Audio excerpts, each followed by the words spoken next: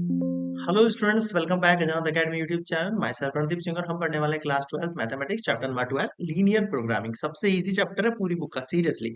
आई think इसका graph आता है आपके जो 6 मार्क्स का है। अब शायद सिलेबस जो थोड़ा सा चेंज हुआ उसमें शायद अकॉर्डिंगली शायद 5 मार्क्स का होगा, बट मे बी 5 या 6 मार्क्स में से कोई एक आपको ग्राफ मिलेगा एग्जाम के अंदर। दो एक्सरसाइज थी इसके अंदर, एक्सरसाइज 12.1 12.2 और एक मिसलेनियस। तो आपका 12.1 आ रहा है जो न्यू सेशन है ना 2023 24 का जो न्यू सेशन है आपका, न्यू सिलेबस आया है उसके अकॉर्डिंग बता रहा हूँ मैं आपको। केवल आपको 12.1 पढ़नी है, बस इतना ही है इसके अंदर, ठीक है। कुछ मिसलेनियस एक्सरसाइज वगैरह थी वो सब कट हो गया, केवल 12.1 पढ़नी है, तो बहुत ही ईजी हो गया आपके लिए काम, ठीक है। तो इस 12.1 में किस टाइप के क्वेश्चन आएंगे वो देखेंगे। इंट्रोडक्शन पार्ट बनाना था मुझे इस एक्सरसाइज के लिए, वो मैंने नहीं बनाया। उसके पीछे रीजन ये है कि इंट्रो पार्ट में जो भी मैं आपको समझाऊंगा वो ज्यादा एप्लीकेबल तरीके से समझ में आएगा अगर आप एग्जाम्पल देख लोगे तो मेरे हिसाब से आप एग्जाम्पल पर फोकस करो। अगर आपने सारे एग्जाम्पल देख ली, 5 एग्जाम्पल, वो अगर अच्छे से आ गए आपको, तो मान के चलो आपका एक्सरसाइज कंप्लीट हो गया। एक्सरसाइज को एक बार निकालोगे ना तो भी आपको अच्छे समझ में आ जाएगा, एग्जाम तक कुछ पढ़ने की जरूरत नहीं है, ठीक है। क्योंकि ग्राफिकल रिप्रेजेंटेशन आप बचपन से पढ़ रहे हो, ये सब चीजें क्लास 8 9 से आप ग्राफ पढ़ रहे हो, उसी के अंदर थोड़ा इनइक्वलिटी वाला कंसेप्ट ऐड होके आ गया है, बस सिंपल। और क्लास 11th में आपने पढ़ा ही होगा ग्राफिकल वाला पॉइंट, ठीक है। चैप्टर नंबर 4 था आपका, 4 या 5 कौन सा था, 4 था शायद, आई थिंक, ठीक है। तो वो भी पढ़ा है आप लोगों ने, तो आई थिंक आप लोगों को ग्राफ का अच्छा खासा आइडिया है। देखो क्या सॉल्व करना है इसमें, लीनियर प्रोग्रामिंग प्रॉब्लम दे रखी है ग्राफिकली, जो कि मैक्सिमा प्रूव करनी है। अभी मैक्सिमाइज का क्या कंसेप्ट है उसको 2 मिनट साइड में रख देते हैं, पहले इस पे ध्यान देते हैं। Subject to the constant, subject to the constant का मतलब क्या है कि ये पॉइंट्स आपको इस ग्राफ में बनाना है सिंपली। एक एक करके समझाता हूँ। जैसे फर्स्ट पॉइंट देखो, आपके पास ये वैल्यू दे रखी है, ठीक है सर, वैल्यू दे रखी है। इस वैल्यू को अगर मैं ग्राफिकली इसमें प्लॉट करता हूँ, इस ग्राफ के अंदर इन वैल्यूज को, तो कैसे पॉइंट करूंगा। सबसे पहले x plus y equals to 50 मैं इक्वल्स टू ले लेता हूँ, मान के चल रहा हूँ। सबसे पहले मैं इसको इक्वल्स टू मान के चल रहा हूँ। आपको प्रूफ क्या करना है, मैक्सिमाइज कंडीशन प्रूफ करनी है। मैक्सिमाइज कंडीशन कैसे प्रूफ होगी, फर्स्ट इक्वेशन लिखी, अब यहाँ पे आप वैल्यूज बना लो। वैल्यूज बनाना जानते हो, बिल्कुल सर। देखो थोड़ा सा छोटा छोटा लिख रहा हूँ मैं, एक मिनट, एक इक्वेशन इसे सेपरेट कर देता हूँ मैं, एक सेकेंड। हाँ, तो इधर x की वैल्यू क्या हो जाएगी, 50 माइनस वाई हो जाएगी। ऐसे ही करते हो, क्लास 9 पे पढ़ा होगा ना आपने।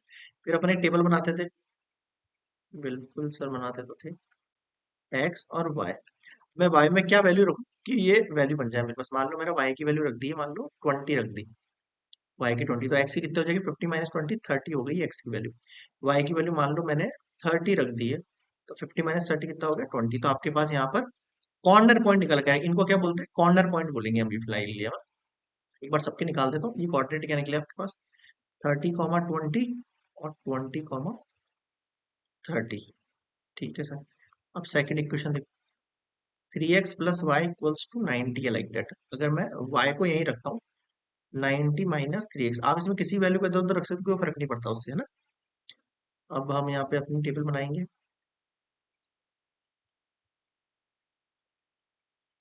अगर मैं x की वैल्यू क्या रखूँ सर, मैं x की वैल्यू, मुझे बड़ी वैल्यू रखनी पड़ेगी वरना छोटी हो जाएंगी वैल्यूज। कहने का मतलब क्या है, अगर मान लो मैंने x की वैल्यू 60 रख देता हूँ मैं डायरेक्टली, चलो क्या रख दी मैंने, 60 वैल्यू रख दी।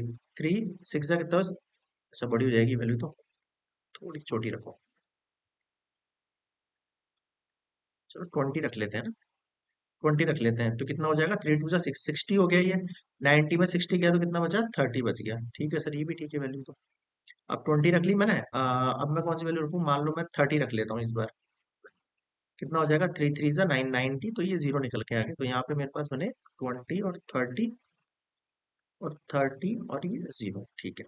अब मेरे बात ध्यान से सुनना, हमें करना क्या है, और एक हमारे पास वैल्यू है x ग्रेटर देन जीरो, या फिर आप इसको इक्वल्स टू जीरो ले लोगे, और ये y इक्वल्स टू जीरो ले लोगे, ठीक है सर। अब सबसे पहला पॉइंट क्या है, आपको यहाँ पे करना क्या है सर, हमें यहाँ पे करना है सबसे पहले वैल्यू है, ग्राफ बना दो, सबसे आसान काम है। अब देखो ग्राफ बनाओगे तो ग्राफ के नाम नोटिस करोगे कि यहाँ पर सर जो वैल्यू है हमारे पास, एक मिनट, हाँ ये जो वैल्यू है हमारे पास, पहले इनके पॉइंट्स दे रखे हैं, तो पहले मैं फर्स्ट वाली इक्वेशन बनाता हूँ 30 और 20 की। ये वैल्यू तो एक्स वाई की दे रखी है, तो आपको पता है यूनिट लिखते हैं अपने यहाँ पे, स्केल पता है ना, स्केल लिखते हो आप ग्राफ में, स्केल लिखते हैं, हाँ सर स्केल लिखते हैं। तो मैं एक्स एक्सिस जो है मेरे पास, एक्स एक्सिस जो है मेरे पास, मैं 1 सेंटीमीटर इक्वल्स टू कितना ले लेता हूँ, मान लो 10 यूनिट कर लेता हूँ मैं इसको। कितना कर लेता हूँ, 10 unit. Same as for y axis, 1 centimetre. पहले तो सबसे पहले आपको ग्राफ बनाना ही सीखना है और कुछ नहीं करना है। अब देखो ये जितने भी 1 दे रखे हैं ना, उसकी जगह मैं जीरो लगा देता हूँ, ठीक है। अगर आपको नहीं दिखे तो आप खुद लगा लेना, ठीक है। मुझे पता है वैल्यू छोटी है, तो ये 10 20 30 40 50 60 70, आप इनको ऐसे मान लेना। हमारा काम केवल इस एक्सिस पे, आपको जरूरत नहीं है आप ये पूरा ग्राफ इस तरीके से बनाओ, आप इस तरीके से बना सकते हो। कॉपी ग्राफ बुक होती है ना, उसमें बिल्कुल लेफ्ट साइड के अंदर कॉर्नर के अंदर बना सकते हो ग्राफ, ठीक है। Okay sir. अब देखो 30 20 एक्स पे 30 है सर, ये रहा, दिख रहा होगा, मैं रेड से बनाता हूँ, थोड़ा सा फोकस करना, आप खुद से बना लो, ग्राफ में कोई इशू नहीं है। एक्स पे 30 हो गया, वाई पे 20 हो गया सर, ये इस जगह पे वेरी करेगा ये, ठीक है। 30 और 20, अगला देखो 20 और 30, एक्स पे 20 है, वाई पे 30 है,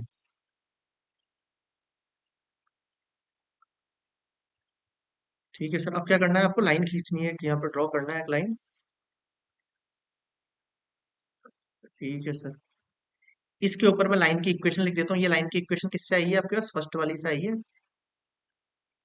x + y = 50, ठीक है सर। ये तो समझ में आ गया होगा मेरे ख्याल में, ठीक है सर, ये फर्स्ट हो गई। अगला देखो 20 और 30, सेम ही आ गया, ये वैल्यू तो यहीं पे लाया करेगा इसी जगह पर, वापस से मुझे यहाँ पे 20 30 लिख देता हूँ। अगला 30 और 0, एक्स पे 30 और वाई पे 0, तो सर ये तो यही हो गया मेरे पास, ये तो मेरे पास ये वाली वैल्यू हो गई। कौन सी हो गई है, एक मिनट, इसको डिफरेंट कलर से यूज करेंगे हम। हाँ, पहली 20 30 थी, तो ये इसी जगह पे लाया करेगा, और दूसरी 30 और 0 थी, एक्स पे 30 और वाई पे 0, तो ये यहीं लाया करेगा, 30 और 0। अब यहाँ पे मान लो आपने एक लाइन ड्रॉ करा है, ऐसे करके ऐसे करके ऐसे करके ऐसे, ठीक है। कोशिश कर रहा हूँ मैं थोड़ा साफाई से करने के लिए इसको, बट मैं क्या है, इस तरीके से इस पर ग्राफ बनाना थोड़ा पॉसिबल नहीं होता है, तो आप लोग खुद से बनाना। सेकंड इक्वेशन लिख रहा हूँ मैं, 3x + y = 90, ठीक है, दो इक्वेशन में ग्राफ हो गया। करते हैं इनको हम चेक। ये जो पॉइंट्स है आपके पास, एक मिनट मैं इन पॉइंट्स को लिख देता हूँ, या चलो पहले चेक ही कर लेते हैं, काम करते हैं, है ना। अब चेक कर लेते हैं। आपको क्या करना है, आपको मैक्सिमाइज कंडीशन निकालनी है कि एक्स और वाई की मैं क्या वैल्यू रखूं कि मैक्सिमाइज कंडीशन हो जाए, इन शॉर्ट ये पूछ रहा है ये। अगर चेक करने की बात करूं, तो फर्स्ट वाली इक्वेशन देखो, x + y < <50 था। अगर यहाँ हम पुट x = 0 और y = 0 पुट करते हैं, देखो 0 + 0, 0 < <0 होता है क्या, हाँ सर होता है ना, तो ये कंडीशन क्या है, ट्रू। जब भी आपकी कंडीशन क्या आती है, ट्रू आती है, एक मिनट, ये तो देखेगा ही नहीं यार, दूसरा कलर लेने दो। हम्म,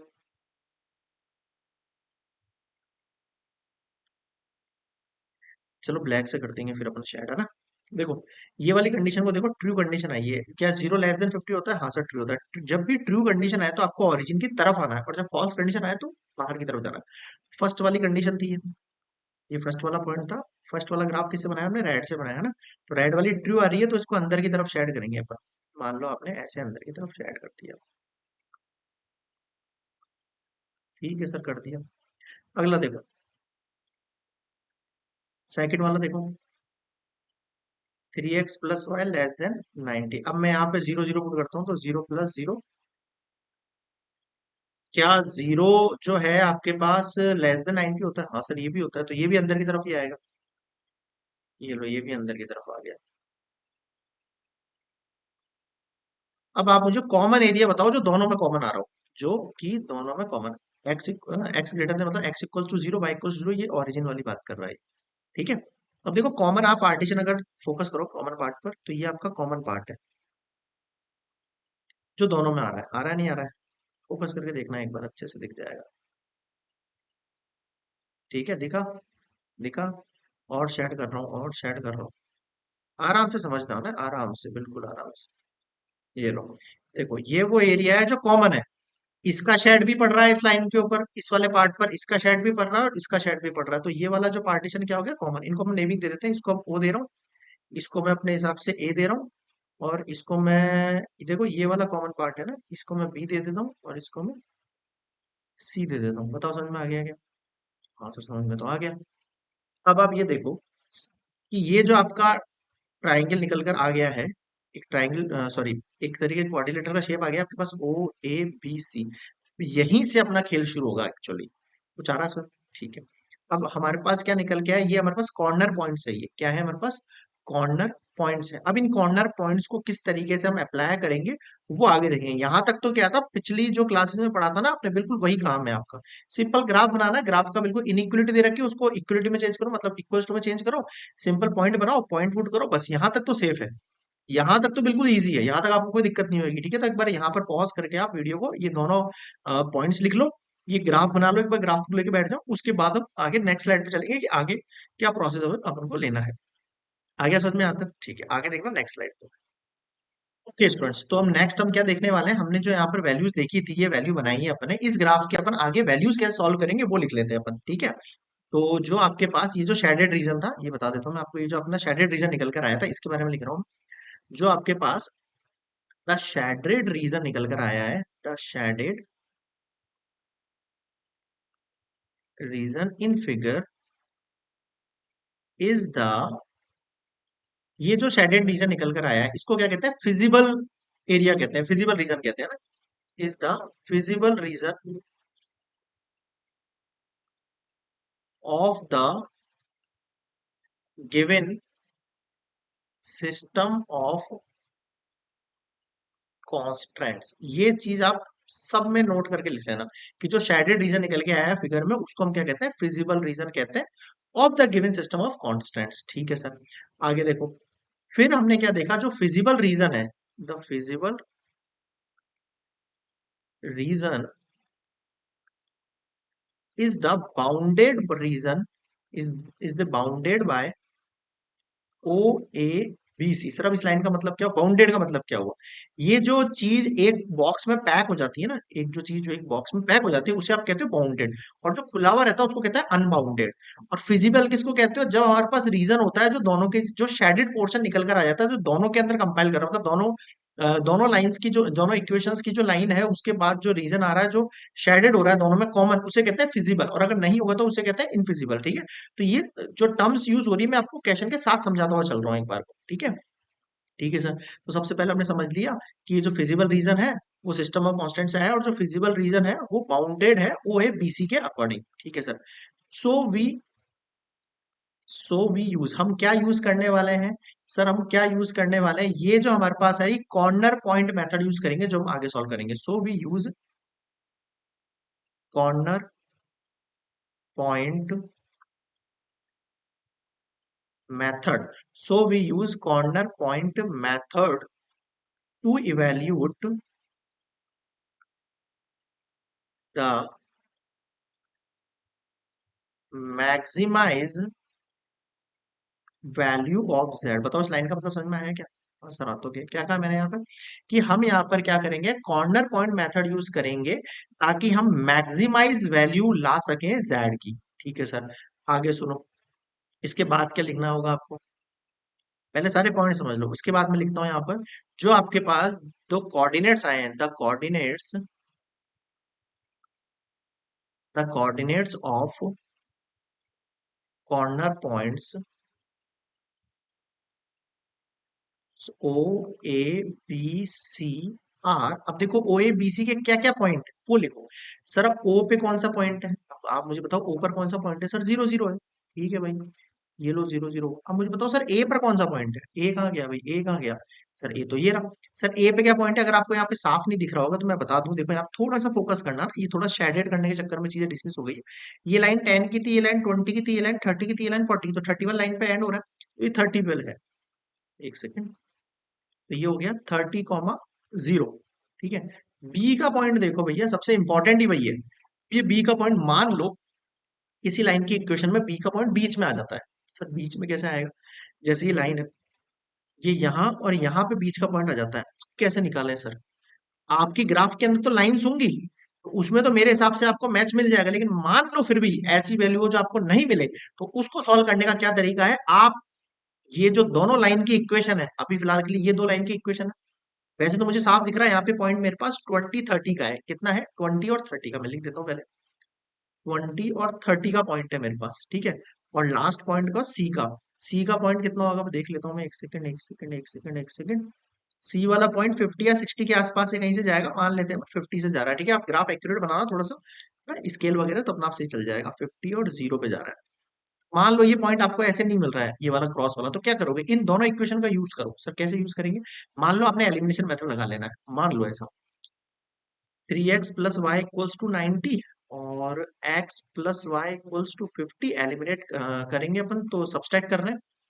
ठीक है सर, ये काटा, 2x आया, 40 आया, x का वैल्यू कितना है 20, देखो x का वैल्यू 20 है क्या, इस 20 की वैल्यू को यहाँ पुट करो, y का वैल्यू अपने आप 30 निकल जाएगा, हाँ सर निकल जाएगा, जबरदस्त तरीका है। अभी समझ क्या यूज कर लिया हमने यहाँ पर, एलिमिनेशन मेथड, क्लास 10।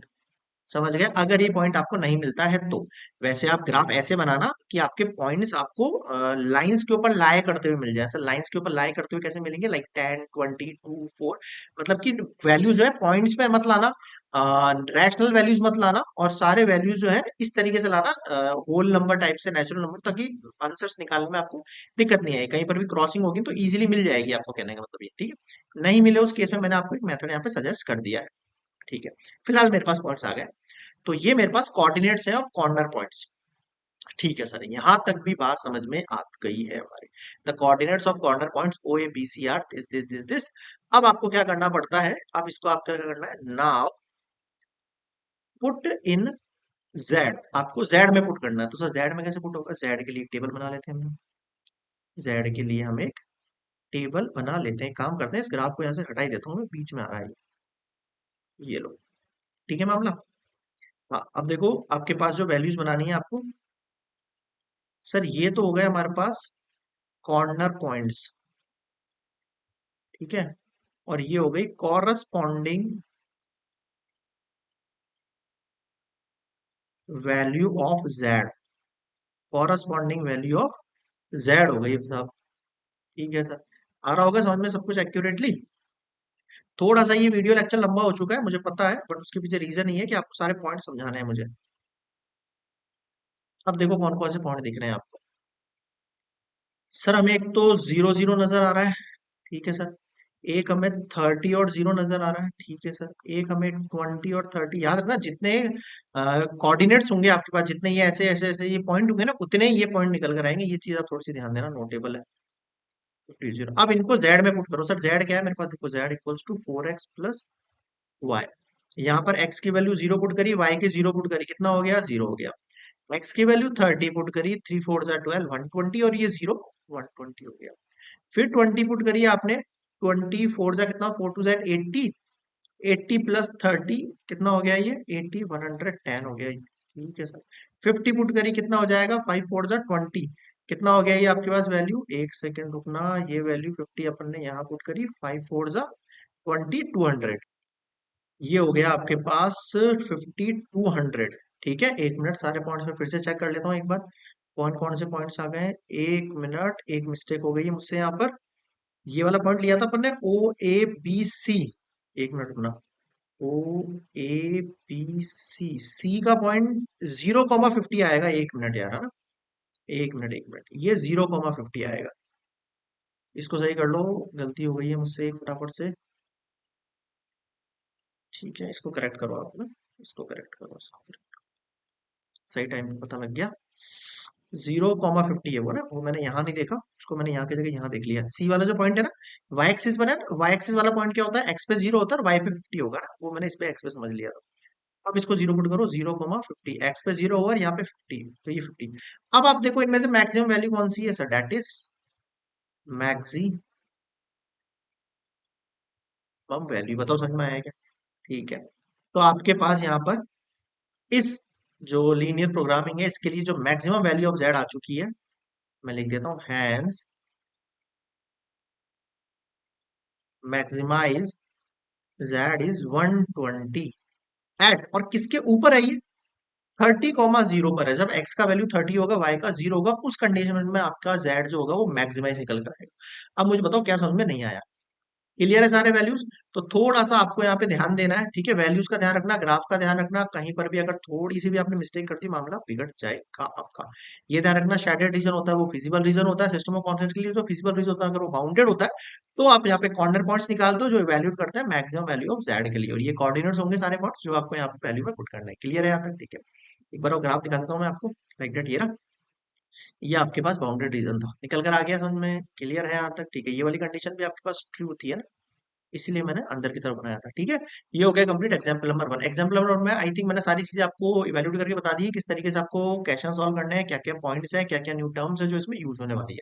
ठीक है, एक मेथड यूज कर रहे हैं हम इसके अंदर, वही है हमारे पास कॉर्नर जो पॉइंट मेथड है, वही उसी से क्वेश्चन होंगे सारे के सारे। क्लियर है यहाँ तक? नेक्स्ट अब देखेंगे example number two next slide में। अब नेक्स्ट क्वेश्चन में इतना टाइम लगेगा, एक बार आपने ये समझ लिया ना, अब आगे क्वेश्चन बहुत आसान से निकल जाएंगे। ठीक है, मिलते हैं नेक्स्ट एग्जाम्पल में, तब तक के लिए गुड बाय।